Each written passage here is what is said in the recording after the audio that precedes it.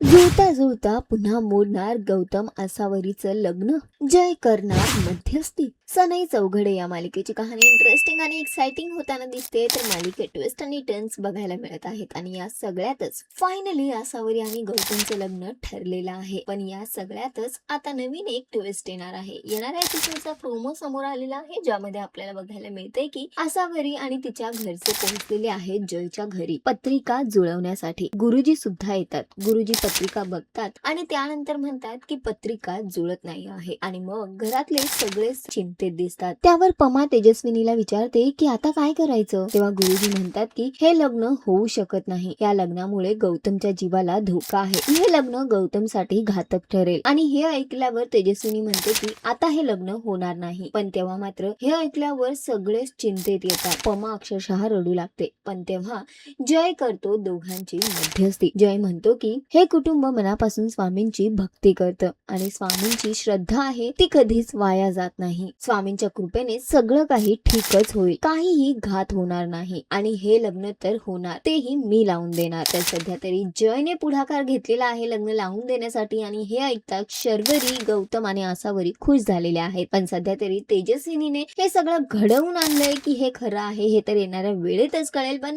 जुळता जुळता आता पुन्हा मोडणार होतं आसावरी गौतमचं लग्न, जे जयने पुन्हा जुळवलेलं आहे. बघणं फार महत्वाचं असणार आहे की मालिकेत पुढे काय ट्विस्ट बघायला मिळणार. तर तुम्ही किती इंटरेस्टेड आणि एक्साइटेड आहात येणाऱ्या एपिसोडसाठी आम्हाला कॉमेंट करून नक्की सांगा. आणि अशाच टेलिव्हिजन अपडेटसाठी टेलिगप्पाला लाईक, शेअर, सबस्क्राईब नक्की करा. नमस्कार.